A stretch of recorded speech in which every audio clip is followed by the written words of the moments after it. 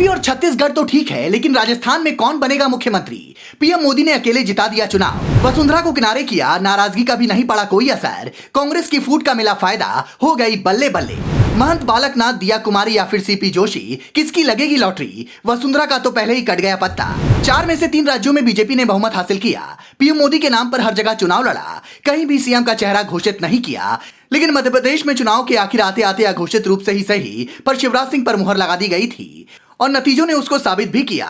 तो मध्य प्रदेश में तय है कि मामा को कुर्सी मिल रही है, छत्तीसगढ़ में भी रमन सिंह का नाम आगे चल रहा है, लेकिन राजस्थान में मामला अटका है, क्योंकि पिछले कई चुनाव से बीजेपी के लिए वसुंधरा राजे सिंधिया प्रदेश में लीडर हुआ करती थी, लेकिन इस बार उनको किनारे कर दिया गया और साफ हो गया कि वसुंधरा तो सीएम नहीं बनने वाली है, तो फिर कौन मुख्यमंत्री बनेगा? इसके जवाब में हमें 3 नाम मिलते हैं, जिसमें सबसे ऊपर है महंत बालकनाथ का नाम। तिजारा विधानसभा सीट से बीजेपी के उम्मीदवार बालकनाथ सांसद भी हैं। बालकनाथ अशोक गहलोत के बाद सीएम पद के लिए दूसरा सबसे लोकप्रिय चेहरा बनकर उभरे हैं। इंडिया टुडे एक्सेस माई इंडिया के एग्जिट पोल में बालकनाथ को 10% लोगों ने सीएम पद के लिए अपनी पहली पसंद बताया था। इस एग्जिट पोल के मुताबिक सीएम पद के लिए बालकनाथ बीजेपी की ओर से सबसे लोकप्रिय चेहरा है। राजस्थान के अलवर से सांसद बालकनाथ उसी नाथ संप्रदाय से हैं जिससे यूपी के सीएम योगी आदित्यनाथ आते हैं। बालकनाथ रोहतक के बाबा मस्तनाथ मठ के महंत हैं।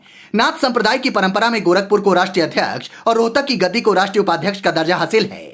इस तरह नाथ संप्रदाय की वर्तमान व्यवस्था में योगी आदित्यनाथ के बाद बालकनाथ का दूसरा नंबर है और उन्हें राजस्थान का योगी भी कहा जाता है।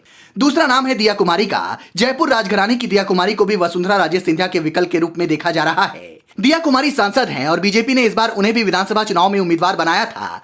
दिया कुमारी जयपुर जिले की विद्याधर नगर सीट से चुनावी मैदान में उतरी हैं। इस सीट को बीजेपी का गढ़ माना जाता है। इस सीट से पूर्व उपराष्ट्रपति और राजस्थान बीजेपी का पितामह कहे जाने वाले भैरव सिंह शेखावत के रिश्तेदार नरपत सिंह राजवी निवर्तमान विधायक हैं, लेकिन इस बार पार्टी ने नरपत की सीट बदल दी। दिया कुमारी को अपेक्षाकृत सेफ सीट से उम्मीदवार बनाया जाना भी इस चर्चा को और हवा दे रहा है कि क्या महारानी का विकल्प बीजेपी महारानी के रूप में ही देख रही है। तीसरे नंबर की बात की जाए तो सामने आता है सीपी जोशी का नाम। राजस्थान बीजेपी अध्यक्ष सीपी जोशी भी सीएम की रेस में शामिल माने जा रहे हैं। सीपी जोशी ने प्रदेश अध्यक्ष के नाते पार्टी के चुनाव अभियान की बागडोर अग्रिम मोर्चे से संभाली। सीपी जोशी सांसद भी हैं और उन्हें प्रदेश अध्यक्ष बनाए जाने के साथ ही आला कमान से नजदीकी की चर्चा भी शुरू हो गई थी। हालांकि वसुंधरा के अलावा इन 3 नेताओं के नाम की चर्चा है ही।